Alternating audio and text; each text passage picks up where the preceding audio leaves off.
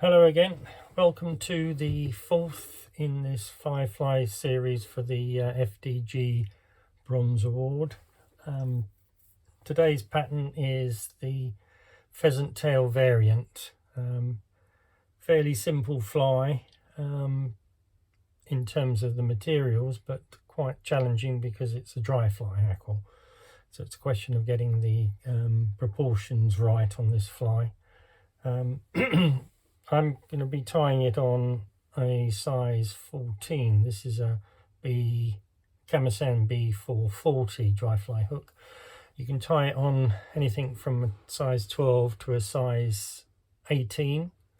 And I think it's a spinner of the blue-winged olive as the general representation. We're going to be using a rusty brown thread. This is burnt orange that I've got, which is close enough. Again, this is the UTC Ultra 70 denier. So we're going to put a foundation thread down to the bend.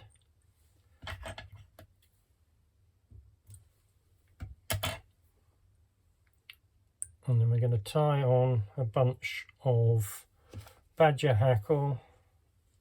This is a Indian badger, so it's not as well marked and well defined as the genetics, but it's got this central barring, which is evident on some of the hackles, but at this moment we're not judging on the quality of the materials, we're judging on how they're applied. So we need a bunch of about 10 to 15 fibres for the tail. If we pull it out from the quill, get the tips lined up, pull it off quickly, and then just make sure that all the tips are lining up. Now we're looking at about the length of the shank, so I'm going to transfer that into position and do a couple of pinching loops and just check it for dimension.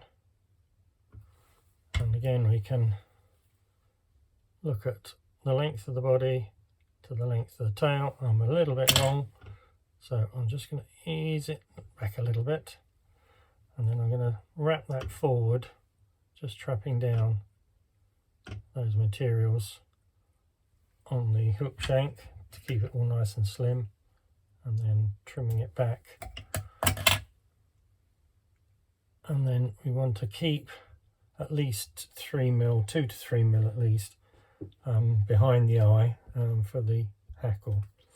For the size 12-14, I'm going to be using silver tinsel. If you want to go down to the smaller sizes, then a light cream coloured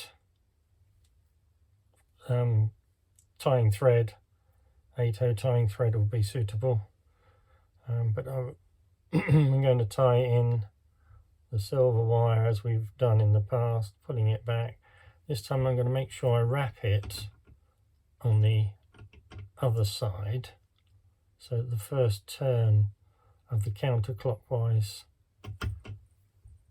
tying will be in the right place. The body for this fly is just ordinary pheasant tail, so we want four strands,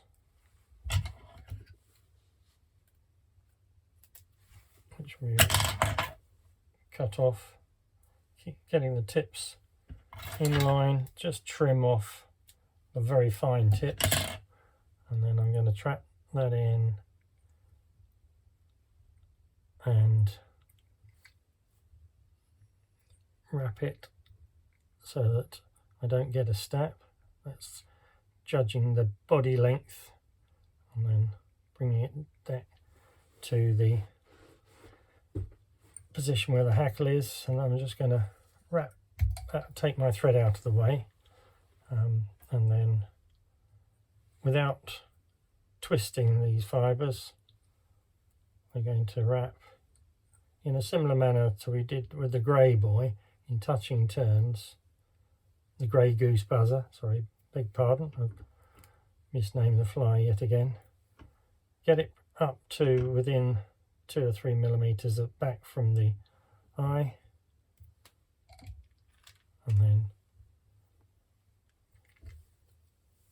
trap it with the tying thread.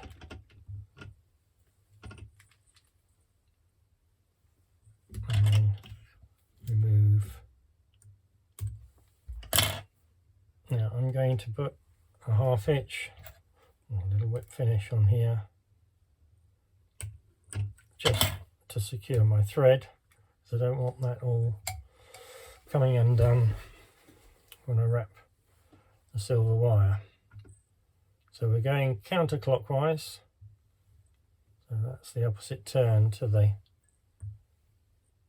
body material, and we're looking for 4, possibly 5 turns of the ribbing. Because it's counterclockwise, it's going to be difficult to tie that in, so a couple of wraps forward, holding it in place, and then just wiggle off the remains, and then return the thread back to the start of the body. And the hackle for this again is the same materials we use for the tail, but obviously we want to gauge the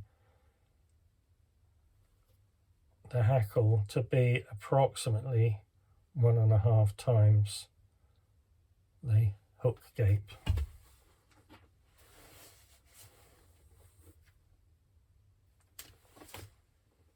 So I'll just splay that out. That's about the right size. So I'm just going to remove all of the rubbish, and then if you want just a little bit of beeswax on the thread, just to give it a little bit of extra grip, and tie that in. I'm just going to tie it a little bit short of the fibres themselves, so I've got a little bit of stalk there, so that the first turn doesn't trap any fibres. And just remove the stalk, and then with the hackle pliers pinch the tip. If you bring it forward and just crease that stalk a little bit, it helps to align it. And then the first turn is right up against the body material, and then the second and subsequent turns are in front of each other, so that you don't trap too many fibres. And coming forward and touching turns, and looking for about 5 turns, 4 to 5 turns if you can make it. If you want an over hackle and you've got long enough hackles, then yeah, 6 will be fine. So I'm just tying that off, and then remove that hackle stalk, and then if we just pull all the fibres back and tie up against the hackle, so hopefully that will encourage any stray fibres to go back against the hackle, making sure there's not too much out of place. And then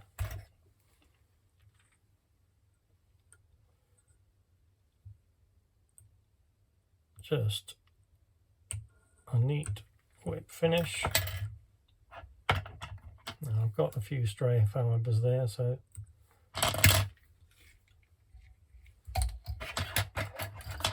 I'll remove those.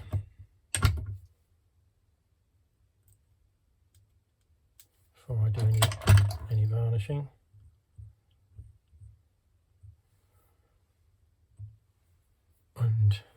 with my trusty UV lacquer.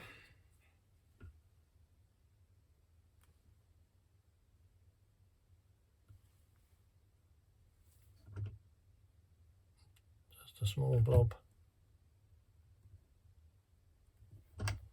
all the way around.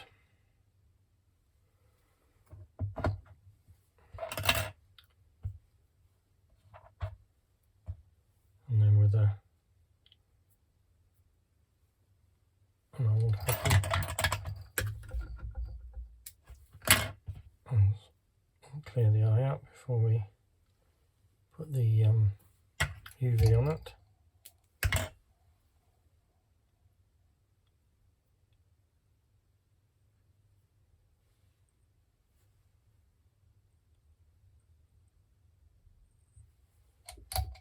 And then a zap of the varnish, the UV lacquer.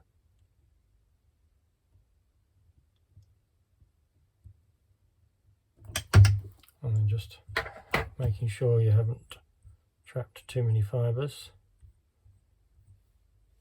There's one stray one there. There we go. That's the pheasant tail variant, dry pheasant tail variant. As I say, it's a little bit challenging about getting the right relationship to the hackle to the tail.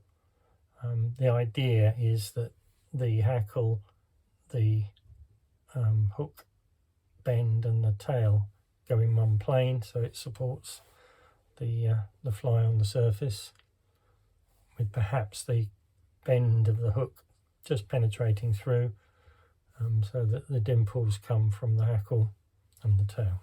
I hope you enjoyed that one, and we look forward to the final fly in this series, which is the cat's whisker. Happy tyings, and see you again.